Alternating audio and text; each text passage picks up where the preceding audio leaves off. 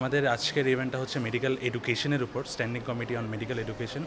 So এখানে আমাদের main ফোকাসটাই থাকে যে মানুষ স্টুডেন্টদেরকে কিভাবে এই একাডেমিক লাইফ থেকে একটু বাহিরে এনে পড়াশোনাটা একটু ইজি করে দেওয়া যায়, একটু ইন্টারেক্টিভ করে দেওয়া যায়, যেন তারা এটা খুবই ফ্রুটফুলভাবে নেয়।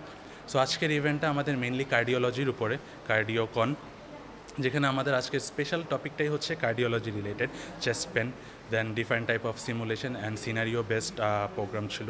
যেটা আমরা ক্লাসে শিখতাম সেটা আজকে আমরা ক্লাসের বাইরে এসে এখানে শিখছি, যেন আমাদের কাছে এটা একটা মজা, একটা আনন্দর মতো হয়ে আমরা যেন শিখতে পারি। তোমাদের জন্য মানে আমার প্রথমে একটা মেসেজ হলো কমিউনিকেশন, স্পেশালি ইংলিশ কমিউনিকেশন, যে doesn't matter how much you know, if you cannot communicate that knowledge clearly with confidence, your knowledge does not matter. আমাদের কলেজে যেই নলেজগুলো আমাদের শেখানো হয়, দেখা গেছে যে একটা আমরা বেশ ভাস্ট নলেজ গেইন করে থাকি। তো একটা ডেফিনিট টপিকের উপরে আরও বেশি ওয়েল অ্যাকমপ্লিশড হওয়ার জন্য যেই টাইমটা দরকার হয় বা যেই নলেজটা দরকার, সেটা দেখা গেছে অনেক সময় আমরা পাই না। তো ওই যে গ্যাপগুলো আমাদের থেকে যায়, সেই গ্যাপগুলো পূরণ করা বা এক্সট্রা আরও স্কিলফুল কীভাবে হওয়া যায়, সেই ব্যাপারটাকে নজরে রাখার জন্যই মূলত আমাদের এই আয়োজনটা। আমরা যারা ভবিষ্যৎ ডাক্তার প্রজন্ম, তাদেরকে একজন স্কিলফুল এবং ওয়েল অ্যাকমপ্লিশ ডাক্তার হিসেবে যেন আমরা গড়ে তুলতে পারি, আমাদের একাডেমিক লাইফের বাইরে গিয়েও যে এক্সট্রা নলেজগুলো যেন আমরা গ্যাদার করতে পারি, হ্যান্ডস অন প্র্যাকটিক্যাল যে নলেজগুলো আমাদের দরকার হয় জীবনে, সেগুলো যেন আমরা অর্জন করতে পারি, সেই উদ্দেশ্যে আসলে আমরা এই আয়োজনগুলো করে থাকি। চেস্ট পেন নিয়ে মেনলি আমরা শিখেছি যে আমরা ইমার্জেন্সি ম্যানেজমেন্টটা কিভাবে করব। অ্যান্ড বর্তমান প্রেক্ষাপটে আমি মনে করি যে এটা খুবই গুরুত্বপূর্ণ একটা শিক্ষণীয় বিষয় ছিল, কারণ আমরা বর্তমানে আমি থার্ড ইয়ারে আছি। থার্ড ইয়ার থেকে যদি আমরা এটা শিখতে পারি, ভবিষ্যতে এটা আমাদের একটা অ্যাডভান্স লার্নিং হিসেবে কাজ করবে।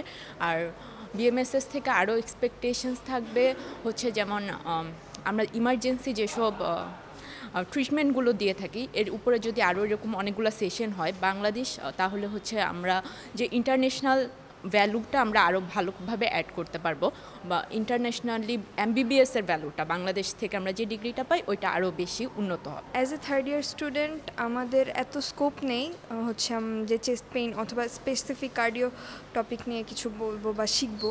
আর শিখতে গেলে হয় কি, আমরা আইটেম নিয়ে এতই বিজি থাকি যে শেখাটা হয় না। আর যখন হচ্ছে আমাদের কিছু দেখানো হয় লাইক প্র্যাকটিক্যালভাবে, তো লাইক প্র্যাকটিক্যালের দিকে আমাদের অ্যাটেনশনটা কম থাকে, মেইনলি থিওরিটা থাকে। সো থিওরিক্যাল পড়তে গেলে আমরা প্র্যাকটিক্যাল কিছু করতে পারি না।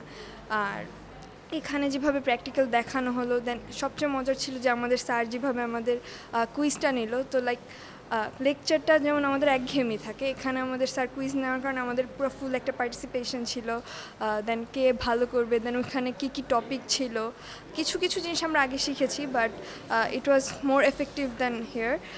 সো আমরা যেহেতু এখানে নিজে থেকে আসছি, ইনশাল্লাহ আমরা ট্রাই করবো আরও আসার, কারণ স্যার ফার্স্টে বলেছিলেন যে মাইক্রো টিচিং যেটা একটা স্পেসিফিক টপিক, এত আইটেম দিতে হয়নি, তো তাই আরও ভালো লেগেছে জিনিসটা। উদ্দেশ্য যদি মহৎ থাকে, তাহলে মানে কে কীভাবে কাজ করলো সেটা আমার কাছে মুখ্য নয়, কিন্তু উদ্দেশ্য মহৎ হতে হবে। এবং আমি বিশ্বাস করি সবাই মহৎ উদ্দেশ্যে এগিয়ে আসে। তবে শিক্ষা একটা সার্বজনীন অধিকার, চিকিৎসা সেবা মানুষের একটা মৌলিক অধিকার, এবং এই জায়গায় আমরা অনেকটুকু পিছিয়ে আছি।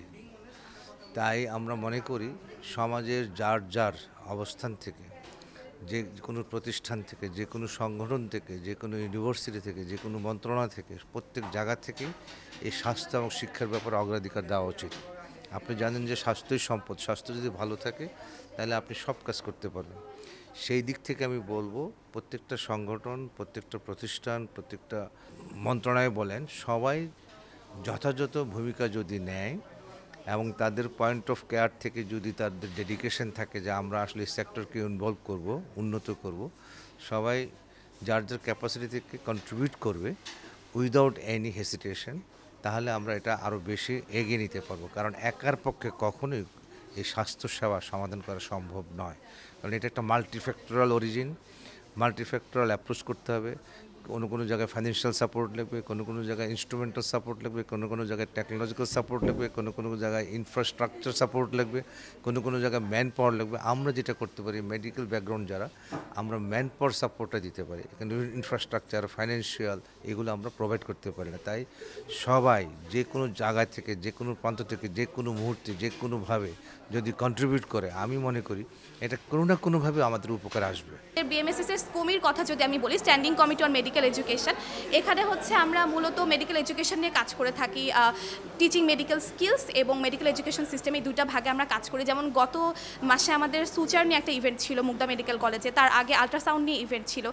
তো মোটামুটি এই 3টা ইভেন্টই আমরা লাস্ট এই টার্মে করেছি আর কি। আমাদের এই কার্ডিওকনেরই একটা সেকেন্ড ফেজ হতে যাচ্ছে, খুব সম্ভবত সেপ্টেম্বর মাসে আমাদের করার ইচ্ছা আছে এটা। তো আশা করি আমাদের স্যারদের কাছ থেকে আমরা আবারও সেই সহযোগিতা পাবো এবং সকলের ওই অনুপ্রেরণাটা আমরা পাবো যেন আমরা এই আয়োজনগুলোকে আরও বড় পরিসরে করতে পারি।